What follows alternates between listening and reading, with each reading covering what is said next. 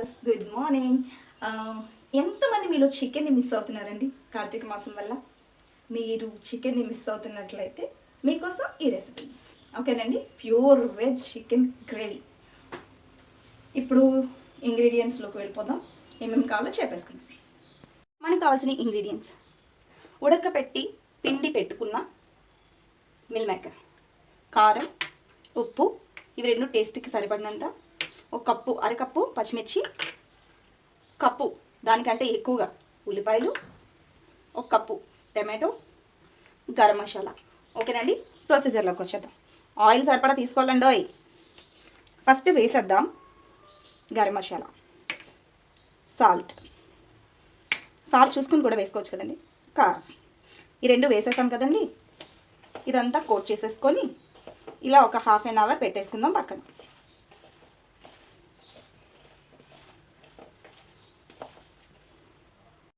Hey guys, ఇప్పుడు మనం చేసేసుకుందాం. ప్రొసీజర్లోకి వెళ్ళిపోతాం. ఫస్ట్ స్టవ్ వెలిగించి బాగా పెట్టుకొని ఆయిల్ పోసేసుకుందాం.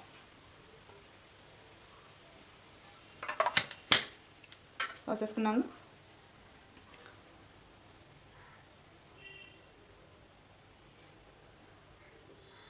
హీట్ అయిపోయింది.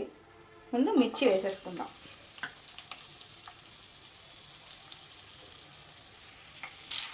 ఇవి వేగిపోయినాయి అండి. ఇప్పుడు ఆనియన్స్ వేసేసుకుందాం.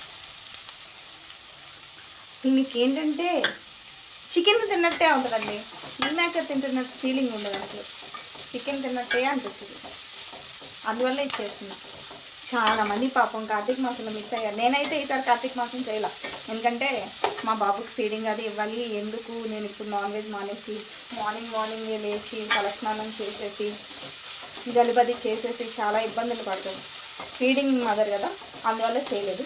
నెక్స్ట్ డే చూద్దామండి. ఓకేనండి, ఇలా ఆనియన్స్ కూడా ఫ్రై చేసేసుకోండి. కొంచెం కలర్ మారాలంటే ఆనియన్స్ నార్మల్గా ఇలా ఫ్రై అయిపోతాయి కదా, కొంచెం కలర్ మారే వరకు ఫ్రై చేసుకోవాలి. చూడండి, కలర్ మారిపోయింది కదా.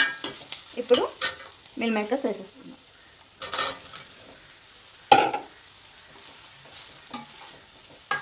కాసేపు ఇలా ఫ్రై చేసుకుందాం. అసలు దీంతో కూడా ఇలా చేసుకోవచ్చా అనుకుంటున్నారేమో, చేసుకోవచ్చు. It is possible. ట్రై చేసి చూడండి. నిజంగానే అసలు చికెన్ ఎందుకు అనిపిస్తుందండి. ఇంకా మీకు బాగా నచ్చినట్లయితే చక్కగా అల్లం, వెల్లుల్లి, జీలకర్ర, ధనియాలు అవి కూడా నూడేసి వేసేసుకోండి, ఏం పర్వాలా. ఇంకా మంచి ఫ్లేవర్స్ వస్తాయి. మంచిగా మసాలాలో అద్ది చేసుకున్న చికెన్ కర్రీలా అనిపిస్తుంది అవన్నీ వేసుకుంటే.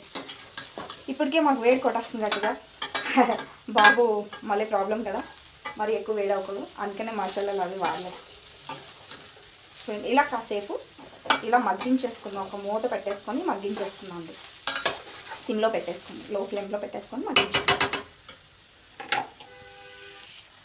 చూసారండి, మూత తీక చూసుకుంటే ఇలాంటి మగ్గిపోయినాయి కదా. ఇప్పుడు కొంచెం వాటర్ పోసేసుకుందాం.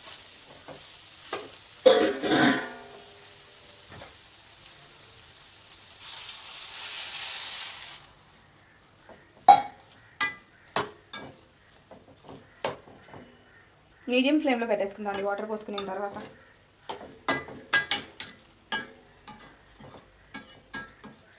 అది మీకు తొందరగా వాటర్ పీల్ చేసుకోవడం వల్ల మనం వేసిన వాటర్ కనిపించదు, మీరేం కంగారు పడకండి.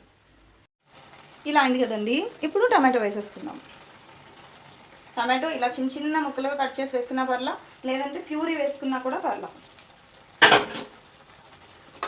వేసాం కదండి. వేసాక ఒక్కసారి ఇలాగా కలిపేస్తే టమాటోలు కిందకు వెళ్తాయి కదా.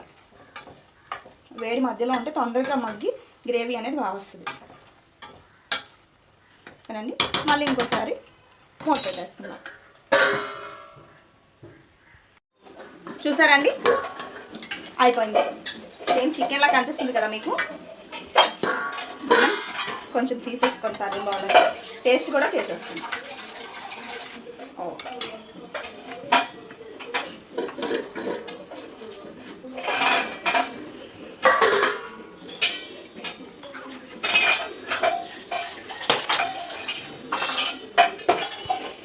చూసారు కండి, సేమ్ చికెన్ పీస్లా కనిపిస్తుంది కదా. చూసారా, ప్యూర్ వెజ్ చికెన్ కర్రీ.